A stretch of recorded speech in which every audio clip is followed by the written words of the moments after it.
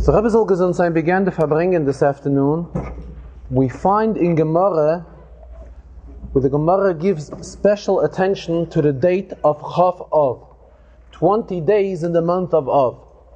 And that is in the end of Masechta Tainis, where the Gemara discusses the Korban Eitzim, which means that there were particular families in the times of the Beis HaMikdash who used to contribute eitzim, the wood, so that when korbanos are brought in the Beis HaMikdash, the korbanos would be burnt on this wood. If I recall correctly, the Gemara says there were 9 different families that used to make these contributions to supply the Beis HaMikdash with all the necessary wood. And on Chav Av, 20 days in the month of Av, this was also a day when a new family began providing the wood that was necessary for the burning of the korbanos. On the particular day when a new family began with their supply of wood, on that day they would also celebrate by bringing a special korban, a korban eitzim. The Rebbe went on explaining that if we look back, we will find that there were many korbanos throughout history of korbanos which were brought without the supply of eitzim, without the supply of special wood. Let us look back to the very first korbanos. The very first people who brought korbanos was Cain, Hevel, which we read about right away in the beginning of Chumash, as well as Noach, who brought korbanos. And by all these korbanos, we don't find anything mentioned, any special attention, stressing the fact that there was wood brought along with the korbanos. Question also arises, there is a discussion if the Yidden throughout the 40 years which the Yidden spent in the Midbar, if throughout these years the Yidden brought korbanos. Now even if we were to say that throughout these years the Yidden did bring korbanos, however in the Midbar, where did they get eitzim, where did they get special wood, so that they should be able to have for the korbanos? They may have brought korbanos, however not with this special eitzim that came along with the korbanos, the eitzim as well as nesachim, the pouring of the wine which took place all year round. It was water which was on Simchas Beis HaSheva. This did not come along with the korbanos which were brought in the midbar. However, afterwards, once the Beis HaMikdash was set up, there we find that together with every korban, always with the korbanos, there was an inyan of a Sidur HaMa'aracha, setting up the Ma'aracha on the Mizbeach, and this meant arranging the woods, the eitzim, which were burnt together with the korbanos. And it's to such an extent that we recite it daily in davening. Not only in davening, this comes as an introduction to the davening. Before we say Krishma and Mishmoneh Esrei, which this is the major part of Tefillah, way before that we recite daily Abaya Hava Mesader Seder HaMa'aracha, which is right before Ezel Mekayman. And in the piece of Abaya Hava Mesader Seder HaMa'aracha, that is where we stress and it is related about the eitzim that came along, about the woods that came along in the Beis HaMikdash.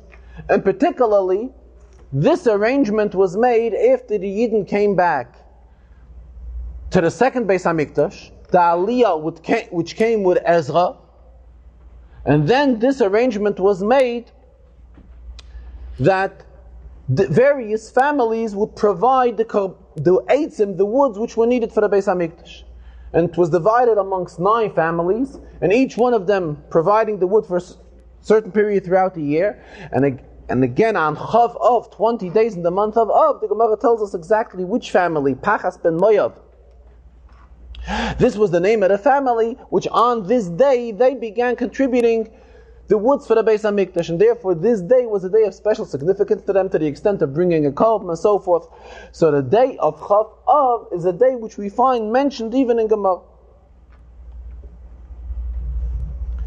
Specifically, B'negei this Shabbos, the Rebbe gave special attention in the Farbrengen to the inyan of Gan Yisrael. He spoke about the greatness of a camp like Gan Yisrael, which comes to fill the need of children when their Moised does not accommodate them. The all year round Moised HaChinuch is closed, and that is when the fill-in of Chinuch, which a child receives in this Meiser of Gan Yisrael. And the Rebbe stressed the greatness of a gan, a garden. We know that there is a concept of bayis, a house. House is something which everyone must have. A person cannot exist, a person cannot survive unless he has a house. However, a gan, a garden, is already something additional. Something which is not as compulsory as a house. Definitely is a big difference between a gan can be considered like something like a luxury. However, a house is something which a person must have in order to survive. We all know the famous pasuk, Basi legani, and what Chazal say, Lignuni, HaKadosh Baruch Hu refers what is the Rebishter's garden. The Rebishter refers to the concept, what is his garden, his area of enjoyment, which this is actually what a garden is. Knesset Yisrael, Yidden. Yidden are the garden of the Rebishter.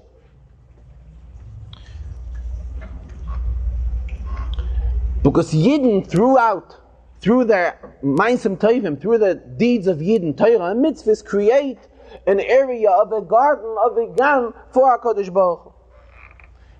And the name of this camp is Gan Yisrael. So it has this inyan of gan, reflecting the idea of Basi Legani, Lignuni, creating a gan for the Rebishter. Rebbe gave much chshivos, paid much attention to the fact that all of the Gan Yisrael came in, and the Rebbe said it wouldn't be right to detain the children, that they should have to stay through the whole Farbrengen, the Rebbe says, because we know that in general, a cheder is closed on Shabbos. So children b'chlal are not required to learn on Shabbos in a cheder. Not only on Shabbos, but we know even on Friday, which is Erev Shabbos, a cheder always has shorter hours on Friday than throughout the week. Mele the Rebbe said he wouldn't want to detain the children long.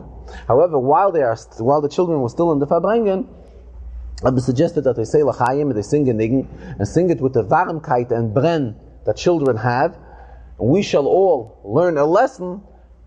In other words, we adults should learn from the varmkeit, from the warmth and inspiration which children have. Rebbe stressed particularly the inyan of Gan Yisrael has also a significance and a shaykhus to today's day of Chaf, because it was his father, the Rebbe's father, who was the Chmeiser Nefesh and gave his life in Russia for the inyan of chinuch of Yiddish kinder. So Mamela, it's also something which has a particular shaykhus to this day, to the day of Chaf.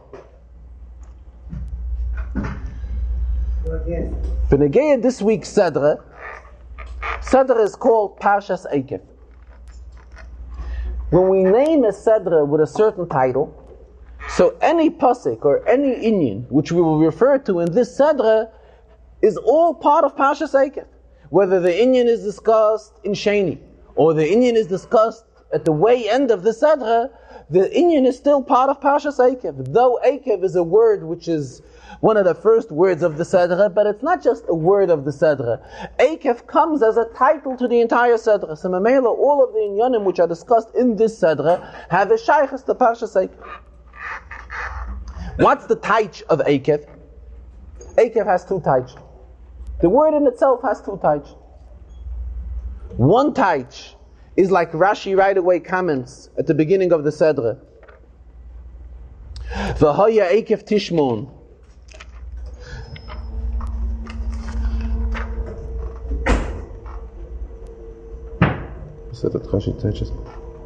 Rashi comments it. Simply meaning the Pashat Taich, it will be because Tishmo and Eskolat Varama. If, in other words, Eikev meaning because, if we will listen to all these inyanim which are discussed in the Sedra, then the Rebishter will give us his bracha, his blessing. However, there is a yet deeper taich in Eikev. What is a deeper taich in Eikev? Eikev stemming from the word a toe, a piata, and a heel. A heel is also called an Eikev. What is the pshat? What shaykhus does it have here? Meaning that a person should become durchgenommen and penetrated with Torah mitzvahs, that Torah mitzvah should go cover the person, penetrate into the person from his head to his heel. There's a pasuk which we find by Avraham Avinu, Eikev asher shama Avram bekoili. The pshat there means because the Rebbe says he will bless Avram Avinu because he is listening to what I said. Chassidus teaches that the Avram listened to the Rebbe to such an extent that even the heel of Avram, the piyata of Avram, was also listening to the Rebbe. In other words, he was from head to toe, he was solely dedicated to the service of the Rebbe. If we teach Eikev Tishmon as a mishpatim eile, we're talking about the observance of the mitzvahs. Eikev, because Tishmon as a mishpatim eile, it will lead to something else. So we see that the inyan of mishpatim eile, what do we mean by mishpatim eile? It means Torah mitzvahs, is not the main thing. Mishpatim ha'eile is a step to something else. Obviously, we know we are told all over that the highest thing we can ever achieve is Torah mitzvahs. And here we are told that through Torah mitzvahs we will come to yet a higher inyan. What could there be yet higher than Torah mitzvahs that we say that Torah mitzvahs will lead us to something higher? So Rabbi here referred to a pasuk, Vayitzaveinu Hashem Elokeinu lasis hachukim ha'ele. There's a pasuk that the Rebbe has commanded us to do all these chukim liyira oisai, so that it should bring to fear Him. So the emes, the ultimate goal of all of Torah mitzvahs is that Torah mitzvahs brings liyira oisai, to fear of the Rabbeinu Shalom. As the Gemara tells us, b'negei the inyan ashaloi berchu b'Torah tchila, that the Gemara discusses Alma of the Aretz, why did Yidden go into Galus? So the Gemara gives one of the reasons, because the Yidden learned Torah, and simultaneously did not make Birchas HaTorah, did not recite Birchas HaTorah on the learning of Torah.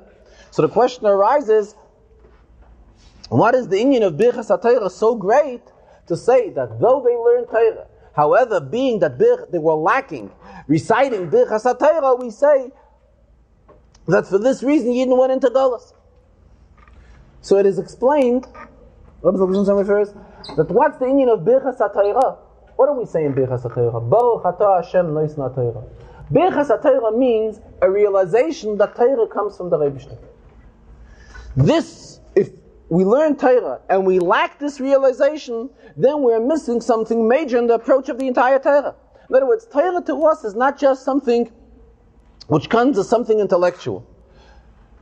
Torah to us is an inyan of Kedusha, of getting associated closely with the Rebbe. Rebbe teached here in the Sikha, the famous expression which the Zohar says, there's an expression in the Zohar, Yisrael, Eiraisa, V'kutsha Brichu, Kulu Chad, that Yidden, the Rebbe, and Torah are all one. That's what the Zohar says. So the Rebbe teaches, how do Yidden and the Rebbe become one? Through Torah.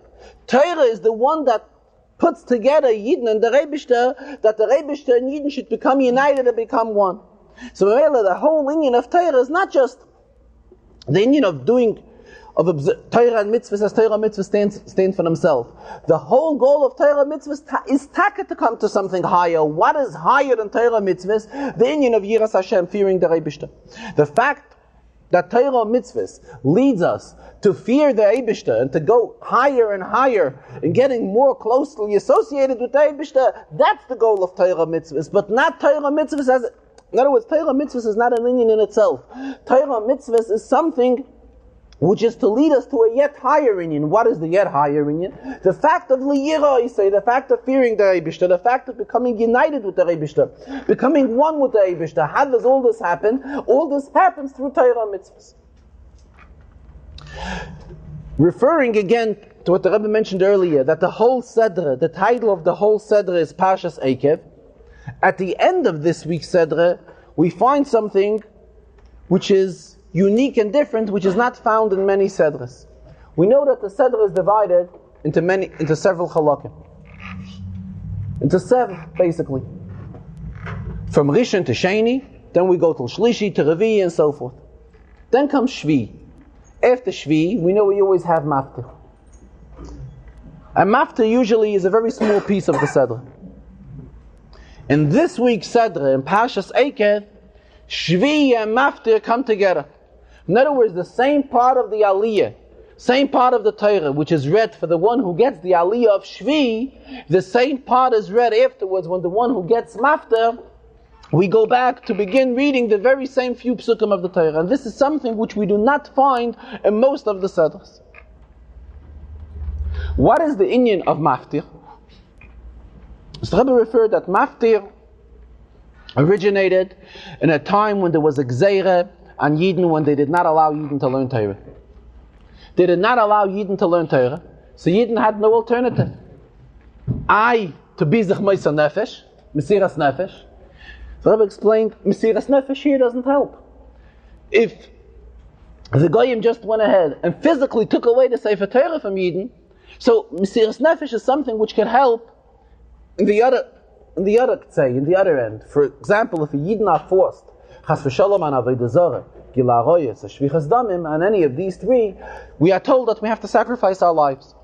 However, if the Yidden were forced, that they were not allowed to read the Torah on Shabbos in public, what's the pshat? They should be zich meisa nefesh. This is something which Goyim could come in and literally will stop them and will not let them to do it. Something which it's not shaykh mesiras nefesh on. Furthermore, like the Rebbe stressed, they could go ahead and take away the Sefer Torah, so the Yidden are physically left in such a position where they cannot go ahead and read the Torah. So in those days, the Yidden originated the idea of a haftarah, which means they found a perek in Navi suitable to each and every Sedra, and with this perek, they would read this perek publicly in shul, and this perek would remind them on the contents of the entire Sedra. However, prior to reading this perek in Navi, what they would also do is read what we call maftir, the last few psukim of the Sedra. And it seems that somehow to read these last 3 or 4 or 5, whatever it may fall out to be, psukim of the Sedra, this is something which the Gzeirah of the Goyim did not interfere with.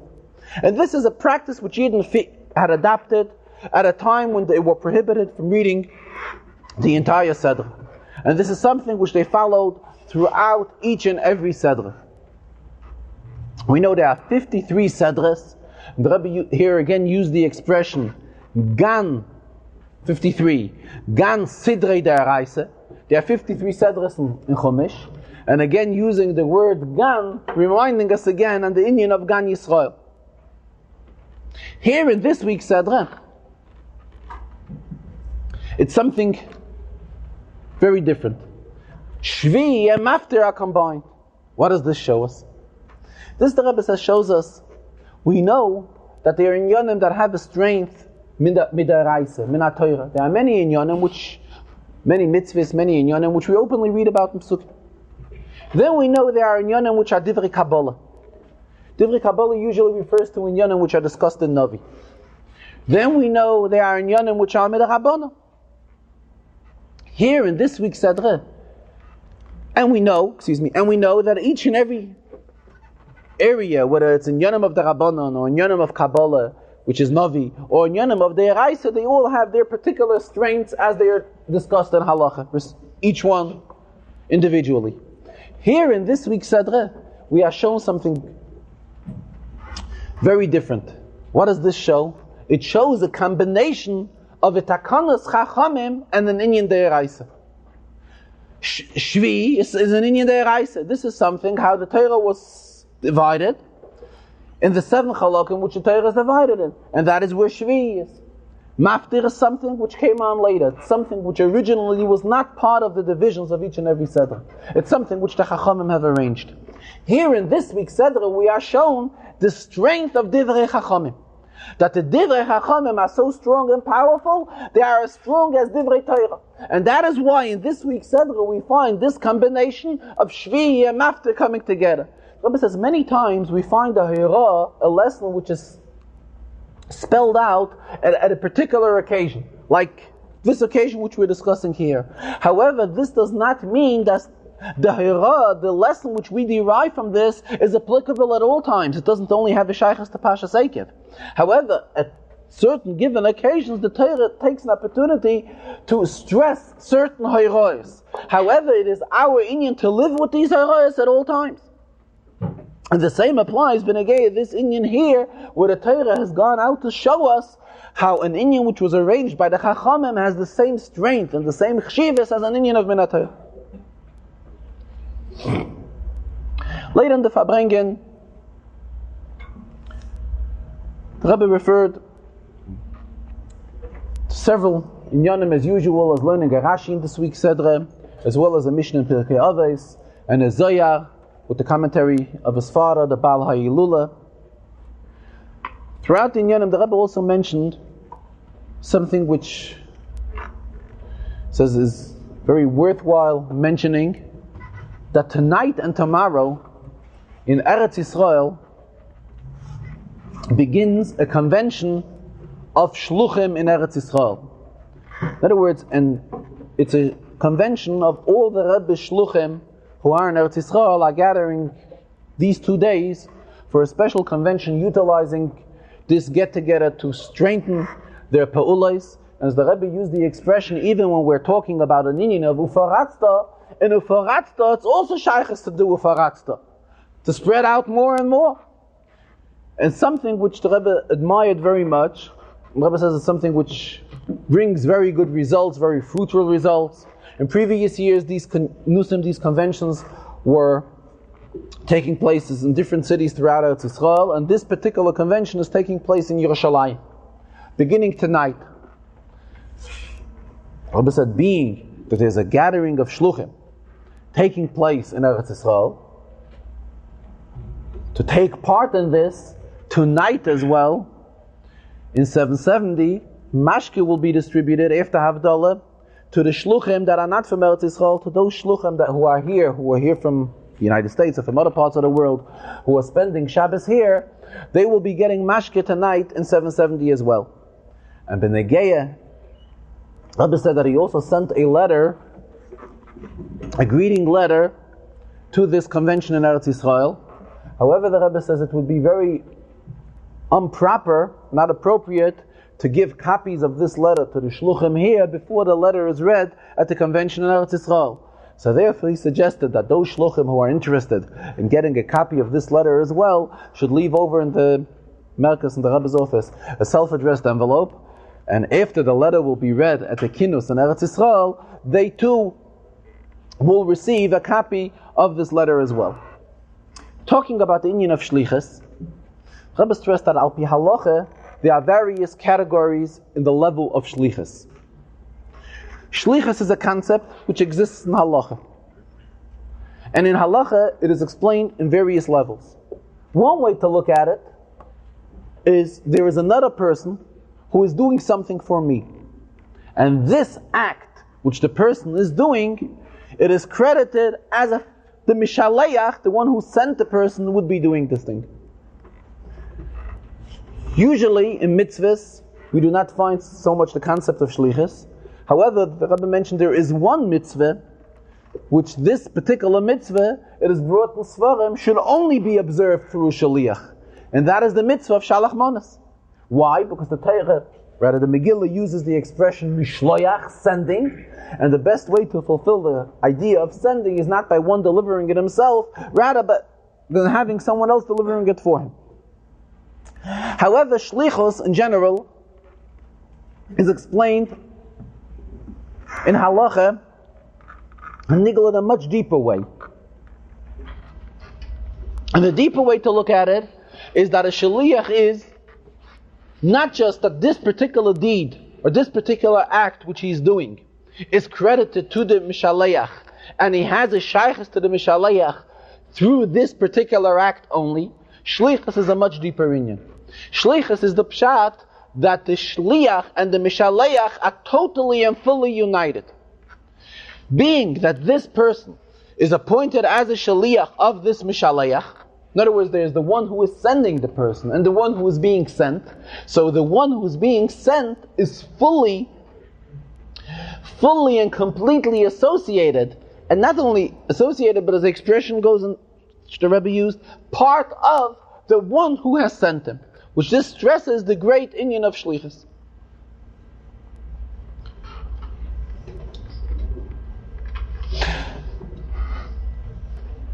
When I get the Pirkei Avos in this week's Sedre, Pirkei Avos today comes out, Perek Hamishi, the 5th Perek. For the Perek Hamishi, the Rebbe learned the Mishnah, which tells us about the 10 miracles, the 10 Nisim, which were performed in the Beis HaMikdash. Mishnah here is discussing sequence of inyanim that have a shaykhs to number of 10. The Mishnah tells us Asara Nisim Nasul Avesenu Beis HaMikdash, that there were 10 miracles which happened to our ancestors in Beis HaMikdash. And the Mishnah goes on counting all these Nisim. At the very end of the Mishnah tells us 2 things which raise some sort of a question. The last 2 things which the Mishnah says is V'loi hizik nachash ve'akrav b'Yerushalayim, that a snake did not harm anyone in Yerushalayim. That is also a miracle. The 9th miracle. What is the 10th one? V'loi amar adam lechaveiroi, no one ever expressed himself. Tzarli hamakom sha'olim b'Yerushalayim, I have no place where to sleep over in Yerushalayim. Nobody ever complained that he's cramped or squashed or there's not enough room for him to sleep over in Yerushalayim. The Mishnah begins discussing 10 Nisim which have taken place where? In the Beis HaMikdash. And the Mishnah goes through 8 inyanim which have a shaykhs to Beis HaMikdash. At the very end, the Mishnah concludes with 2 of the inyanim which do not have a shaykhs obviously to Beis HaMikdash, but have a shaykhs to Yerushalayim in general. These 2 things, that a Nachash and an Akrav did not harm anyone, doesn't say in Beis HaMikdash. It says where in Yerushalayim? Again where? Be Yerushalayim. And this is something which requires interpretation. While discussing this Mishnah, Rabbi also raised the question, what's the pshat? Mishnah says, that any of the Psar HaKodesh, any of the holy meat which was used for korbanos, never had a bad odor. And the Mishnah adds on the word me'olam, never. What's the pshat me'olam? Mishnah could have used the expression that the basar, the meat which was left over from korbanos, never carried an odor. Why does the Mishnah add on the word miyolam? The Rebbe learns pshat as follows. It says each and every korban had a particular time how long this korban was allowed to be eaten. Some korbanos for 1 day, some korbanos for 2 days. Mishnah here tells us the greatness of the miracle. Not only if a piece of meat was sitting around, was laying around, as long as the korban was allowed to be eaten, that this piece of meat never got spoiled. Furthermore, if for whatever reason a piece of meat was left over, and left over longer than the time that this particular korban is allowed to be eaten, still there was a nest from the Rebishter that if it's Psar HaKodesh, if a piece of meat from a korban, it was never masriach, it never carried a bad odor. That is why the Mishnah adds the word miyolam, never. In other words, even if the piece of meat was kept, normally the longest the korban was allowed to be eaten is shnei yomim v'layla echad, for 2 days and 1 night. How about if this piece of meat was staying around for longer, for the 3rd day, for the 4th day? To eat this korban, we're not allowed to eat this korban anymore. So the question is, this is not edible any longer. However, the Mishnah is telling us, still, sirachoin, a bad odor, this piece of meat never got. Then the Mishnah comes to the last 2 inyanim. The last 2 inyanim, we're talking about a yid who's coming to the Beis HaMikdash. A yid who's coming to the Beis HaMikdash, as he is obligated. The din is, the halacha is, ein yeshiva ba'azara. We are not allowed to sit down in the azara of the Beis HaMikdash. If we are not allowed to sit, then we are definitely not allowed to sleep. So for one to sleep in the Beis HaMikdash, it is impossible. Halachically, it was not shaykh. The din is, if a yid came to the Beis HaMikdash and brought a korban, he had to stay over with the korban overnight. As long as he still had part of the korban, he had to stay over with the korban. Memela, Yid always had to sleep over in Yerushalayim. So the Mishnah says that Yerushalayim had such an impact on people that a person never expressed himself. Lo ya'amar adam lechaveroi, tzar li hamokem she'olam b'Yerushalayim. That I have no place where to sleep over in Yerushalayim. In other words, this comes as a continuity of him coming to the Beis HaMikdash. The Mishnah is discussing all the greatness in which happened in the Beis HaMikdash. However, in inyan of sleeping over in the Beis HaMikdash, that's not shaykh. Mitzad reason that we're not allowed to sleep there. Therefore, the Mishnah wants to say that a person felt convenient in Yerushalayim to the extent when he had to sleep over, there was always enough room. So the Mishnah tells us he never complained that there wasn't enough room for him to sleep over in Yerushalayim. The Mishnah cannot apply this inyan b'negei Beis HaMikdash because in Beis HaMikdash there's no inyan of sleeping. Weiter, lo hizik nachash ve'akrav b'Yerushalayim. Mishnah, every word is extremely accurate. The Mishnah does not say that there was no snake in Yerushalayim. This the Mishnah does not say. And naturally, a snake is dangerous. The aras, the poison which a snake can produce, is definitely dangerous. However, that a nachash va'akrav should be harmful in Beis HaMikdash, there should be an inyan of hezek, an inyan of damage, reaching to someone in Beis HaMikdash. This is avodah neshayches. Beis HaMikdash is the contrary of bringing hezek to a person. Mishnah says, not only in Beis HaMikdash wasn't there an inyan of hezek, nachash va'akrav, but even in Yerushalayim and all over Yerushalayim as well, it had such an impact on the entire city that an inyan of bringing hezekis to a person couldn't have happened through a nachash ve'akrav in Yerushalayim. Rebbe says, we know that Pirkei Avos is milah de chasidusah, telling us in Yonim how we are to fear sich, how we are to act.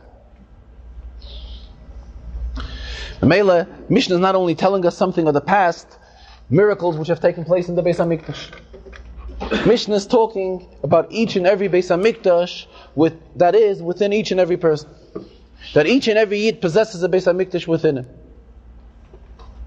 And the Mishnah is telling us, V'lo hizik nachash ve'akrav b'Yerushalayim, that each and every person is supposed to lift himself up to such a level of having Yerushalayim within himself. What does Yerushalayim stand for? Yerushalayim stands for Yira Shalim. Shleimus, the completion of Yira, completion of fear for the Eibishter. That's the whole idea of Yerushalayim.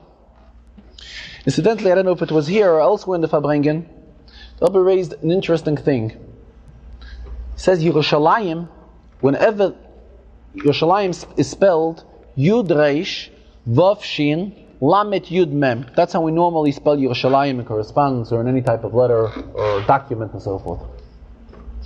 In Tanakh, whenever the word Yerushalayim is spelled, there is no Yud between the Lamet and the Mem. Yud Reish Vav Shin Lamet Mem. And the Rebbe says, interesting, if we notice carefully how we pronounce the word, we pronounce Yerushalayim. The Lamet has a patach. The Yud has a chirik. So even if we don't spell it with a Yud in there, there's still the chirik Yud which we pronounce. So if so, so the Yud is definitely there, the Yud belongs there. Why is it that in spelling, in Tanakh, Yerushalayim is always spelled without the second Yud? And the Rebbe explained that is to leave the word Shalem, which means complete, that word should stand out. Why? Because this is the whole inyan of Yerushalayim. The whole idea of Yerushalayim is Yerei Shalem, a completion in the inyan of Yerushalayim. So a Yid is supposed to bring himself to such a level that v'lo hizik nachash ve'akrav b'Yerushalayim. A snake, we know what the snake stands for. Snake stands for all inyanim of nachash, that leads to averes, that leads to sin. Therefore, a Yid is supposed to bring himself to such a standard that v'lo hizik nachash ve'akrav b'Yerushalayim, that in his shleimus hayira there is no room for a nachash and an akrav to come in and cool him and damage him. He's supposed to bring himself to such a standard that the nachash and akrav, though they are there, they are in existence, however they do not affect him. They do not have any impact on a person in his Yirei Shalom, in his Yerushalayim. The same thing when it comes to the sleep of a Yid. We know that Mela, when a person is involved in whatever type of activity, we can understand that he has to do it properly as a Yid has to do it. Whatever the inyan may be, whether it is a Gashmiistic inyan, it is a Ruchniistic inyan, whatever inyan we may be talking about. However, when we're talking about the sleep of a person, in a sleep a person is totally out, doesn't know what's doing with him. So here the Mishnah tells us that even when a Yid schlaft, he should also say, he never expressed himself, that as far as Yerushalayim stands for Shleimus Hayira, a Yid never complained. In other words, that even in his sleep, he also introduced the idea of Shleimus Hayira. Shleimus Hayira is taken through a person at all levels. And therefore, even at a level of Lina, of Shina, when a person is put himself asleep, he also never complained. And what type of a complaint? Even a complaint of bringing about his lips. Though we read previously that when the Yidden came to the Beis HaMikdash, it was oimdim tzfufim, umishtachvim revachim. When they were standing, it wasn't so spacey, so spacious. It was oimdim tzfufim. However, when it came to umishtachvim, then there was an es of revachim. Then when it came to the Yerushalayim, came to sleep over, not the pshat, there was really enough space. What's the pshat? One didn't say to the other. When a person expresses something, that's a siman that he's unsatisfied about it. If he keeps it to himself, a siman, he's swallowing it. He's digesting it. So he can live with it. That's what the Mishnah says. When a Yid reached the proper level of Yerushalayim having a hashpah on him, he never complained. He never expressed himself to his chava that the arrangements that I have in Yerushalayim were to stay over. I don't have enough room. The same thing when, as the Rebbe explained in the Ruchni, is in the mini Beis HaMikdash that's existing within every Yid. It's also the idea that the way a Yid shlaf, Yid always has to look at himself that he's satisfied and comfortable, living up to the standard of Shleimus Hayira, which this is what Yerushalayim stands for, the highest level in Yerushalayim, Yerei Shalom. The Rashi is in Kapitel Tes, Pasuk Yud Aleph. Pasuk there uses the expression, it was at the end of the 40 days, when Moshe Rabbeinu was by the Rebishter, Nasna Hashem Elai, Hashem gave me, Moshe says, Eshnei luchis ha'avonim, the 2 luchis of stone, luchis habris. If we look into Rashi says, luchis ksiv, sheshteyen shavis. It is mentioned luchis, meaning that they are both equal. What's the pshat? Luchis can be spelled lamet vav ches vav sof. If we spell luchos this way, then we are talking about luchos plural. If we look here in the psukim, luchos is spelled lamet ches sof in a singular way. So Rashi is telling us why does the pasuk use the expression luchos in a singular expression? Though there were two, there were plural luchos, comes to tell us that each one of the luchos, we know the luchos were on 2 sides. They were from Anochi Hashem Elokecha. The first 5 are on one side of the luchos, and the other 5 are on the second side of the luchos. So the Rashi tells us that the pasuk comes to tell us that both sides of the luchos are equal in their kedusha. Let us look into the Chumash for a minute. Prior to Rashi's pirush on the word luchos, we see Yud Aleph, which means that this refers to Pasuk Yud Aleph, which we just quoted, Pasuk Yud Aleph. The previous pirush of Rashi, of commentary of Rashi, was on Pasuk Tes. The next pirush of Rashi is on Pasuk Yud Ches. In other words, there are quite a few psukim here in this area where there's really no comment from Rashi on quite a few psukim. If we look through the psukim, we will notice that the word luchos is mentioned here many times. And each time the word luchos is mentioned, it is taka not written in the plural sense. Way back to Pasuk Tes. V'aloisi aha lakachas luchos. Havonim, luchos habris. Twice the word luchos. Each time luchos is spelled lamed vav, ches, saf. There is no second vav. And if we want to be careful, it is the second vav that makes it for the plural. The first vav in luach, that is how luach is spelled. Luach is spelled lamed vav ches. So whether the first vav is here or not here, this is no indication anyway for the plurality in the word luchos. So we have luchos ha'avanim, luchos habris. If we go to Pasuk Yud, again, Vayiten Hashem Elai, the Rebbe gave me a shnei luchos ha'avanim. Ksuvim be'etz balakim. Again the word luchos. Rashi doesn't comment anything. Let us go after Pasuk Yud Aleph. In Pasuk Yud Zayin. Maybe earlier. But in Yud Zayin, in Tesvav. Shnei luchos habris al shtei yodai. Again the word luchos. Pasuk Yud Zayin, we find again the espes b'shnei haluchos. Moshe says, I grabbed the two luchos, v'ashlichem al shtei yodai, v'ashabrim le'nechem. That is when he broke the two luchos. So the word luchos is really mentioned here quite a few times. How do we know? How did the one who arranged Rashi's pirush know that Rashi's pirush of luchos ksiv chasar shtei in Shabbos really applies to the word luchos in Pasuk Yud Aleph?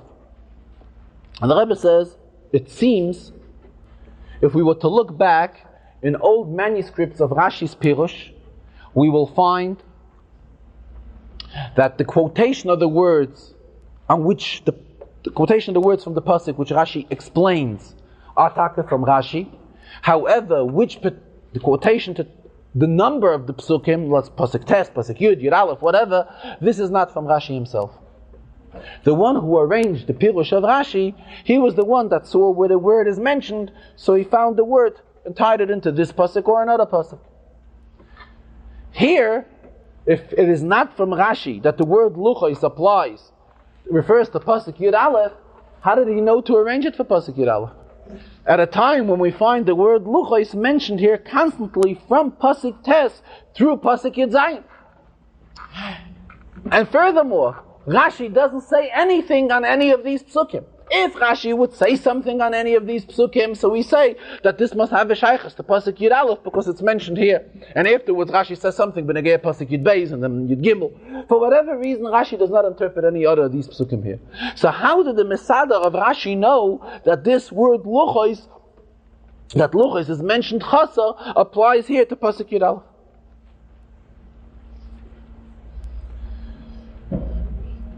This the Rebbe is explaining as follows.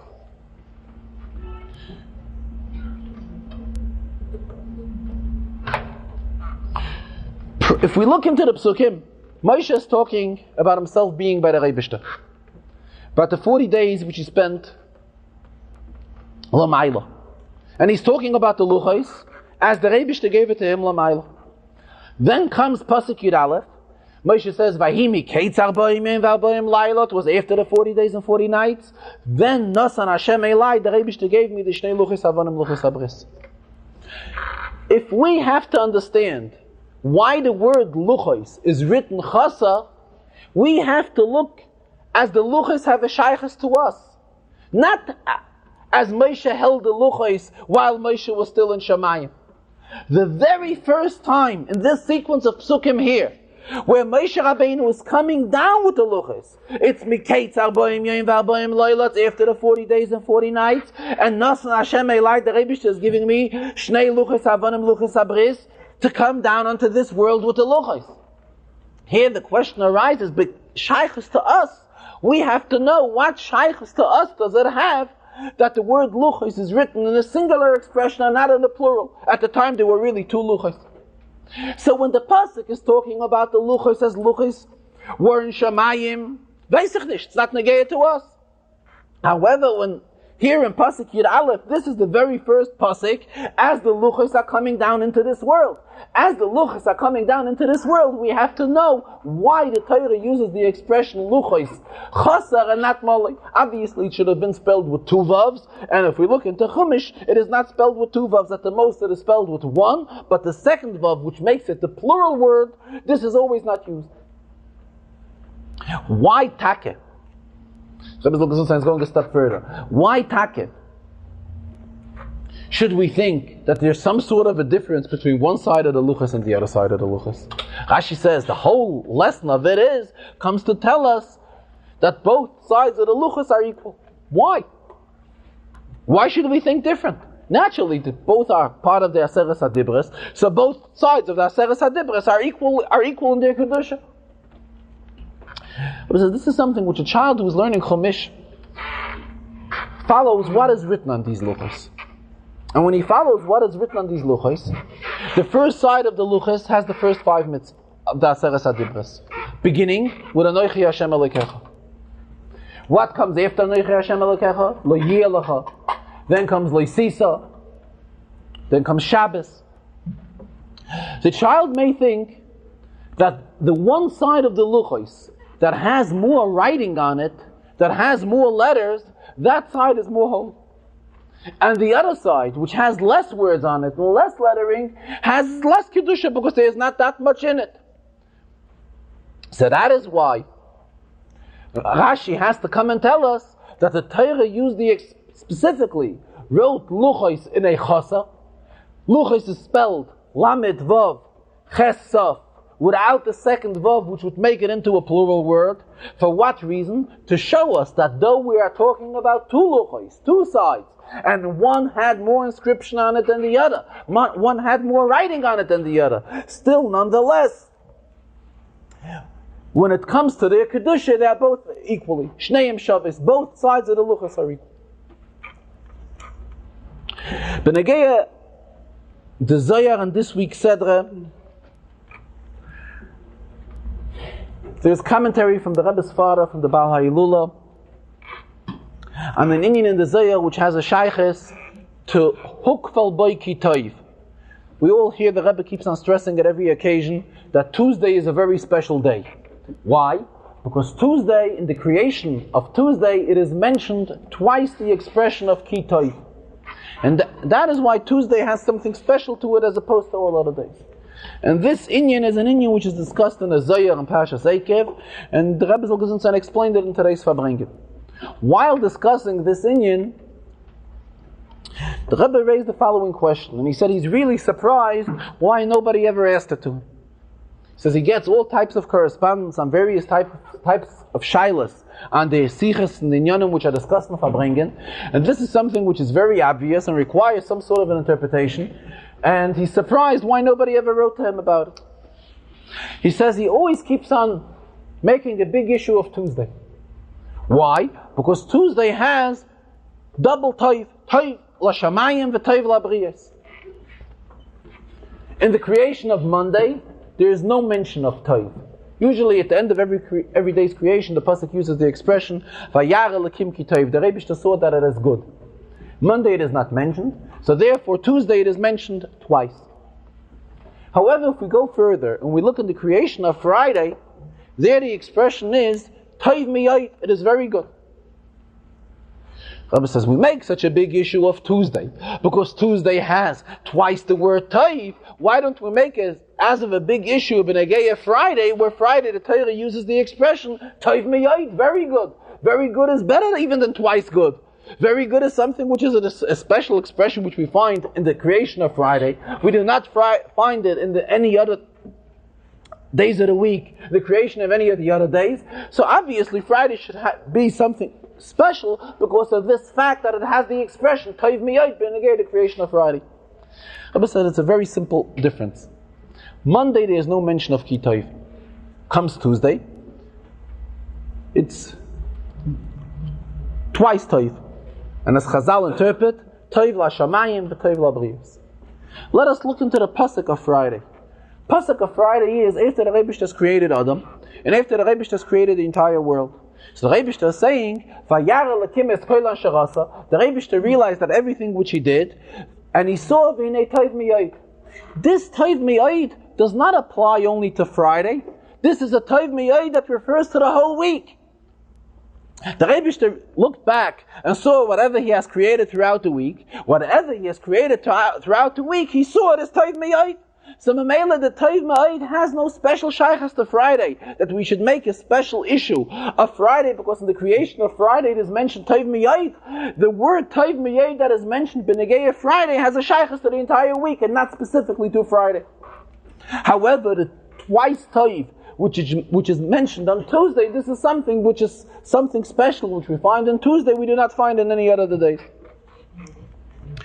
The end of the Farbrengen, the very end of the Farbrengen, the Rebbe mentioned that it is 39 years since the Yotzeit of his father, and we're now entering the 40th year of the Yotzeit of his father. And we know the inyan of Arboim, Mispar of 40, is a number of special significance. And again, he mentioned very briefly that his father was passed away while being in Golis. We know that Rabbi Levi Yitzchak, the Rebbe's father, was sent away into far off Siberia. That is where he spent quite a few years, and that is where he passed away. In other words, he lived in an extra Golis, in a stronger Golis, and his passing wasn't a stronger Golis.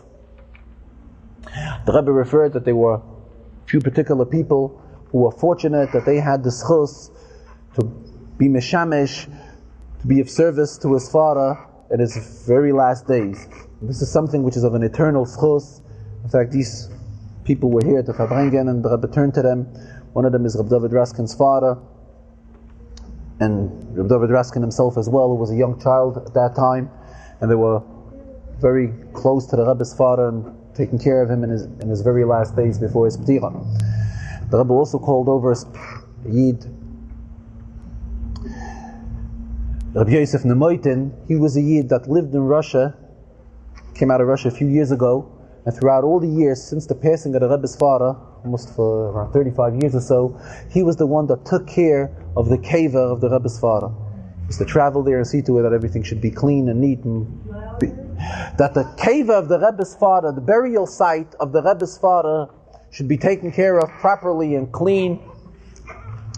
He had this chus for a period of close to 35 years.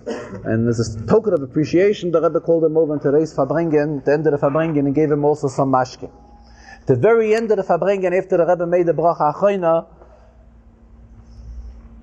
and washed his hands to mincha, the Rebbe said, it has been mentioned many times that Chaf Av comes out 40 days before Rosh Hashanah. Which means that as of Chaf Av, it is already a reminder for Rosh Hashanah, which is the inyan of Tshuva. And Rosh Hashanah is the inyan of Melucha, kingdom of the Rebbeinu. This is something which we accept upon ourselves, particularly on Rosh Hashanah. So, being that Chaf Av is 40 days before Rosh Hashanah, it is already an opportune time to begin preparing ourselves to the Tkufa, to a position of a Hoysal Hashem Hamlucha, which will bring to the V'hoya Hashem LaMelech Al Kol Haaretz, that the ruling of the Rebbeinu being seen as the Melech, as the ruler of the entire world, will be visible by everyone. By Yom Hu Yeh Hashem Echad U'Shmo Echad.